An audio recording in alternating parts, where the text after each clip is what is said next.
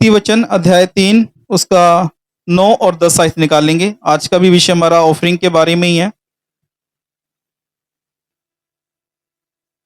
अपनी संपत्ति के द्वारा और अपनी भूमि की सारी पहली उपज देकर यहोवा को की प्रतिष्ठा करना। इस प्रकार तेरे खत्ते भरे पूरे रहेंगे और तेरे सरकुंडों से नया दाखमधु उमड़ता रहेगा। हालेलुया, हालेलुया, जोर से बोले हालेलुया। हालेलुया। यहाँ पे प्रभु का दास सुलेमान, कौन? सुलेमान राजा एक बात बोलता है। वो क्योंकि सुलेमान क्या है, बड़ा ज्ञानवान, बड़ा बुद्धिमान है। वो एक बात बोलता है नीति वचन अध्याय 3 उसका 9 और 10 में।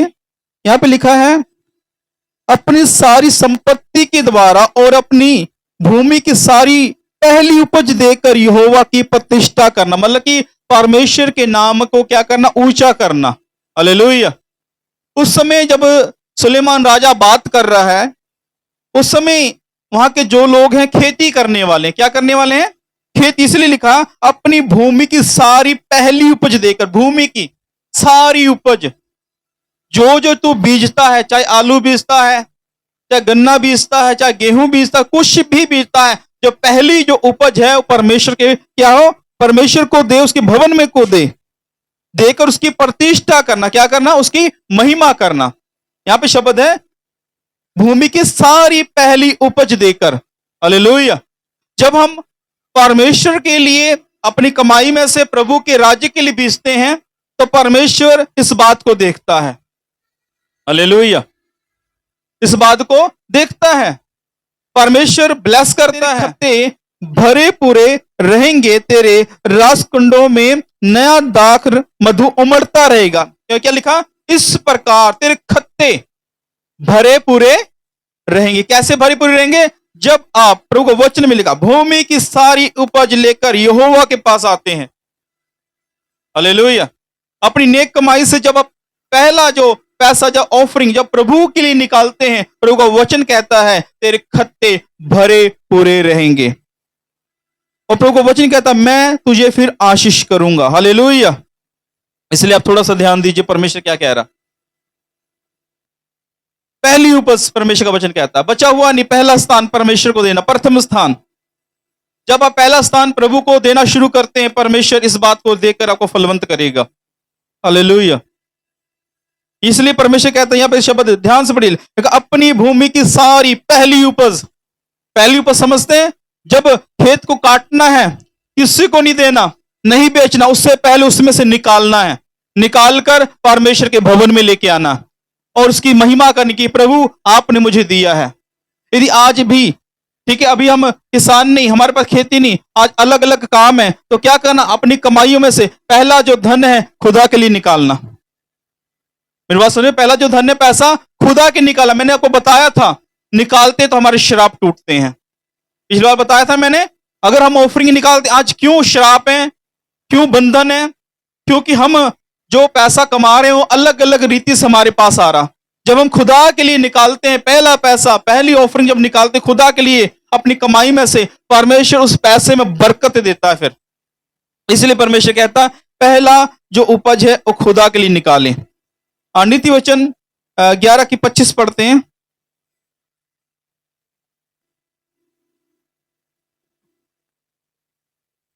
उदार प्राणी हृष्ट पुष्ट हो जाता है और जो दूसरों की खेती सींचता है उसकी भी सींची जाएगी।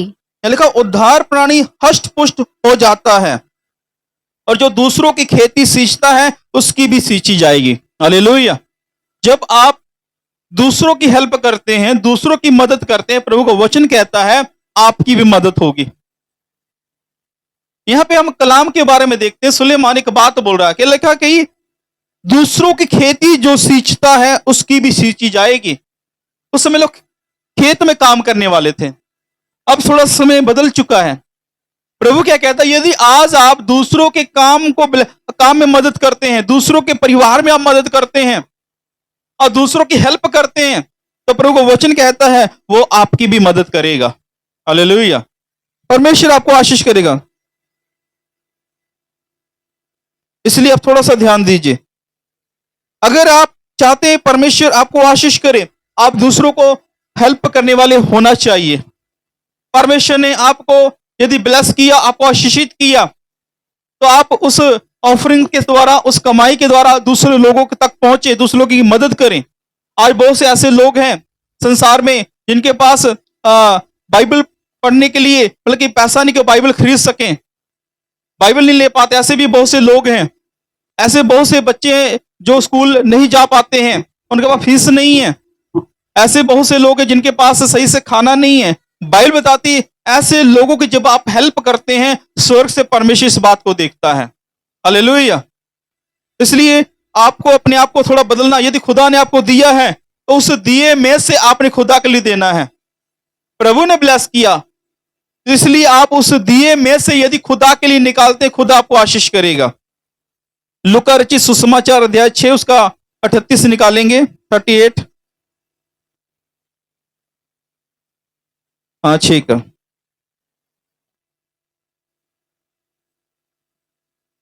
दिया करो तो तुम्हें भी दिया जाएगा, लोग पूरा नाप दबा दबा कर और हिला हिला कर और उभरता हुआ तुम्हारी गोद में डालेंगे, क्योंकि जिस नाप से तुम नापते हो उसी से तुम्हारे लिए भी नापा जाएगा। हाँ, लेकिन लिखा दिया करो, क्या लिखा है यहाँ पे? दिया करो तुम्हें भी दिया जाएगा, लोग पूरा नाप दबा दबाकर और लिखा हिला हिलाकर और उभरता हुआ तुम्हारी गोद में डालेंगे, क्योंकि जिस नाप से तुम नापते हो उसी नाप से तुम्हारे लिए भी नापा जाएगा। नापने के बाद जिस नाप से आप दूसरों की हेल्प करेंगे, जिस नाप से आप खुदा के लिए बीजेंगे, खुदा के लिए सेवकाई के लिए हैं, प्रभु कहता मैं उसी नाप से तुम्हें आशीष भी दूंगा। परमेश्वर आपके मन को जांचने वाला है। हालेलुया। परमेश्वर आपको ब्लेस करने वाला है। जिस नाप से आप नापेंगे उसी नाप से खुदा आपको नापेगा। यहां प्रभु क्या कहता? अगर आप यहां पे प्रभु वचन लिखा दिया करो और तुम्हें भी दिया जाएगा, लोग पूरा नाप दबा दबा कर और हिलता हिलाकर उभरता हुआ तुम्हारी गोद में डालेंगे। लिखा जिस नाप से तुम नापते हो उसी नाप से तुम्हारे लिए भी नापा जाएगा। इसलिए थोड़ा ध्यान दीजिए, जिस रीति से आप खुदा के साथ चलेंगे, खुदा आपके साथ भी वैसा चलेगा। आप ईमानदार हैं, आप वफादार हैं, आप खुदा के साथ ठीक है ईमानदार को चल रहे हैं, परमेश्वर आपके साथ भी ईमानदार होगा।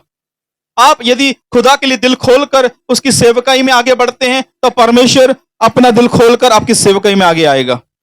हालेलुया। इसलिए आपके ऊपर ठहरा कि आप क्या करते हैं। दूसरे कुरिन्थियों अध्याय 9 उसका 6 वचन।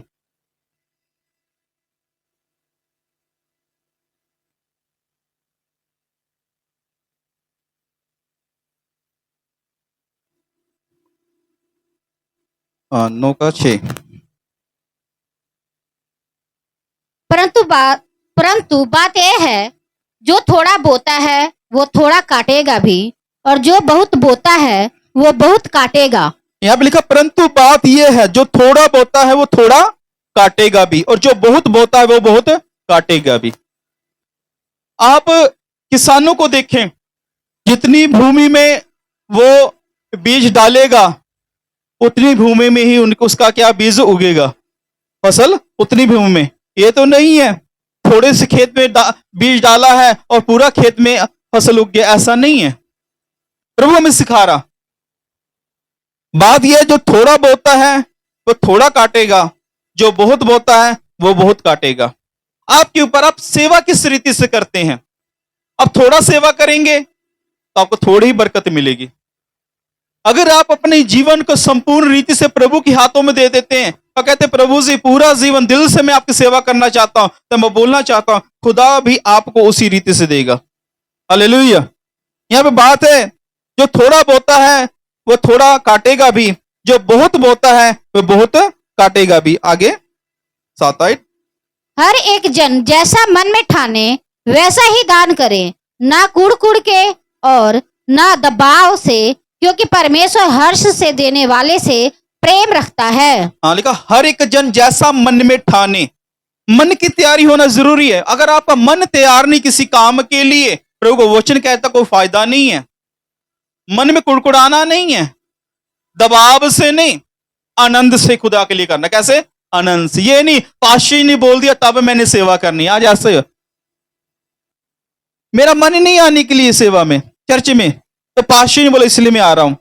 ये ठीक नहीं है, ये बात ठीक नहीं है। आपका क्या होना चाहिए? सुबह उठकर मेरा मन, आपका मन खुद तैयार करना, खुद मन को तैयार करना। नहीं नहीं, मैंने सेवा के लिए जाना है, मैंने जाके सेवा करनी, मैंने वचन सुनाना है, मैंने जाके प्रचार करना चर्च में। मन आपको खुद तैयार होना चाहिए। बाइबल लिखा है यिर्मयाह 17:9 में लिखा, मन तो सबसे अधिक धोखा देने वाला, ठीक है, वस्तु है, उसमें असाध्य रोग लगा है। सबसे अधिक धोखा देने वाला। मन की ना सुने, मन को अपनी सुनाए, अपने आप को तैयार करे। नहीं नहीं नहीं, मैंने खुदा के लिए करना, दबाव से नहीं। कैसे? दबाव से नहीं, ना कुड़कुड़ा के, पर हर्ष से, खुशी से करना खुदा के लिए। यह बात ऑफरिंग की चल रही, पर एक बात बोलना चाहिए, सेवकाई को भी इस रीति सब ले सकते हैं। यह दान की बात चल रही, पर यदि आप सेवा करने वाले हैं, आनंद से करें, चर्च में आने वाले हैं, खुशी से आए, तो बरकत मिलेगी। आप करें नहीं नहीं मेरा दिल नहीं कर रहा, चलो कोई बात नहीं, पास्टर के पास चले जाएं, दुआ करा देंगे, बरकत। ये सही नहीं है। खुदा को मिलने के लिए आए। किसको मिलने के लिए आए? खुदा को, यीशु मसीह को मिलने के लिए आए। कलाम क्यों सुनना? प्रभु से बात करने के लिए, उसकी सुनने के लिए। जब कलाम बोला जाता है, प्रभु आपसे बात करता है। आप कलाम ऐसे सुने जैसे खुदा आपसे बात कर रहा है। ऐसा मन आप तैयार करके रखेंगे, कानों को तैयार करेंगे, खुदा आपसे बात करेगा, आपके बंधन टूटेंगे। खुदा के कलाम क्या कहता है? मैं अपना वचन भेजकर लोगों को चंगा करता हूं। क्या भेजकर? वचन, कलाम। मेरी बात समझ रहे हैं? ये नहीं बोला, प्रार्थना का शब्द नहीं वहां पे आया, या पास्टर हाथ रख के दुआ, ऐसे शब्द। वहां पे लिखा, मैं अपना वचन भेजकर लोगों को चंगा करता हूं, जो लोग गड्ढे में गिरे उनको मैं निकाल लेता हूं। हालेलुया। तो आपने वचन कैसे सुनना? ऐसा सुने कि जैसे खुदा का आत्मा बात कर रहा, खुदा आपसे बात कर रहा। ऐसे दिल से यदि खुदा के कलाम को सुनेंगे, आप अपने जीवन में उसी घड़ी चंगाई को प्राप्त करेंगे। हालेलुया। इसलिए आप अपने को तैयार करें, आनंद से, खुशी से खुदा के पास आए। इसलिए इस वचन में हमें सीखने के लिए मिलता है, यदि आप प्रभु के लिए ऑफरिंग निकाल रहे हैं, तो प्रभु को वचन कहता है, दबाव से नहीं, कुड़कुड़ा कर नहीं, आनंद से, उसका प्रतिफल है। कुड़कुड़ा कर करेंगे, दबाव से करेंगे, कोई फायदा नहीं। इससे अच्छा ना दें, देना है आनंद से दें, प्रभु ज्यादा आशीष करेगा। हालेलुया। मत्ती रचित सुसमाचार अध्याय 6 उसका 3 वचन।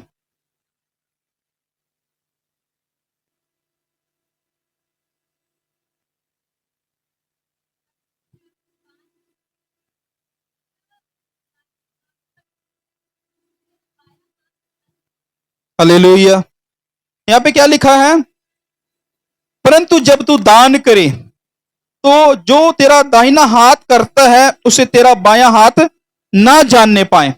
मेरी बात समझे? कैसे वो दान करना प्रभु का वचन कहता है?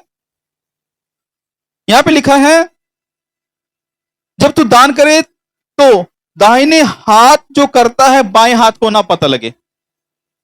इस हाथ से कर रहे हैं, इस हाथ को पता ना लगे। क्या मीनिंग इसका मालूम है? इसका मतलब यह है कि आपके साथ जो बैठा है उसको नहीं मालूम होना चाहिए। आपको तो पता है क्या दे रहे हैं आप।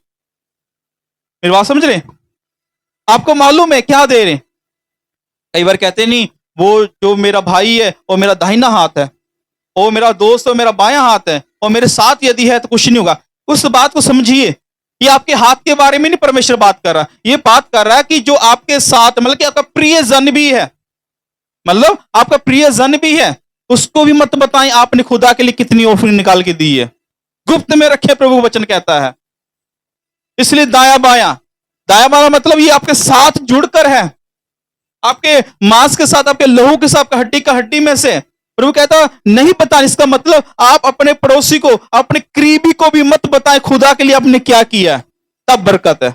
आज हम थोड़ा सा करते, थोड़ी सी सेवा करते, अरे मैंने चर्च में बहुत सेवा की, अरे मैं वहां पे जाके मैंने ऑफरिंग दी, मैंने ये किया। प्रभु का वचन कहता कुछ नहीं मिलने वाला।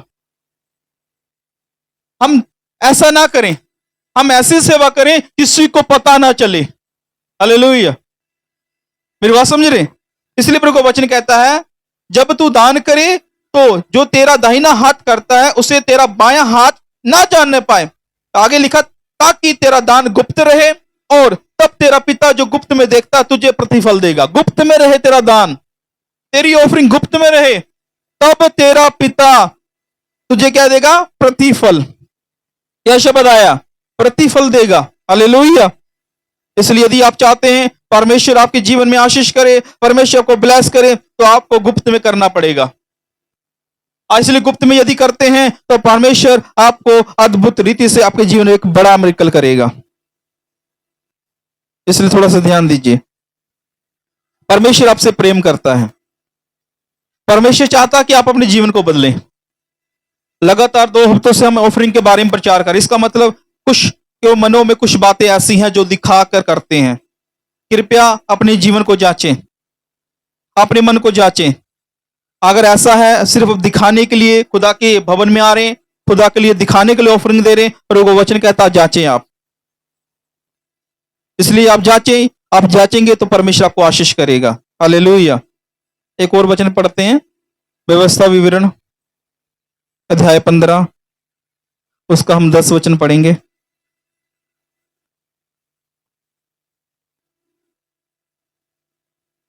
तो उसको अवश्य देना और उसे देते समय तेरे मन में बुरा ना लगे, क्योंकि इसी बात के कारण तेरा परमेश्वर यहोवा तेरे सब कामों में जिनमें तू अपना हाथ लगाएगा तुझे आशीष देगा। Hallelujah, hallelujah.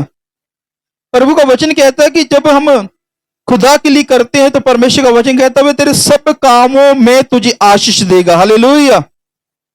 यहां पे भी परमेश्वर देने की बात कह रहा है कि जब तू किसी की हेल्प करता, खुदा के लिए यदि तू करता है, तो प्रभु का वचन कहता है परमेश्वर इस बात को देखकर तुझे आशीष करेगा। हालेलुया।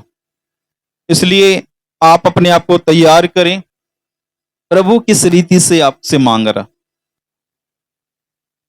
बात यह नहीं कि आप कितनी ऑफरिंग निकालते हैं, बात यह है कि आप का मन और आप किस रीति से तैयार हैं। मेरी बात समझ रहे? हमने काफी वचन पढ़ा, काफी चीजों के ऊपर ध्यान दिया आज ऑफरिंग के बारे में।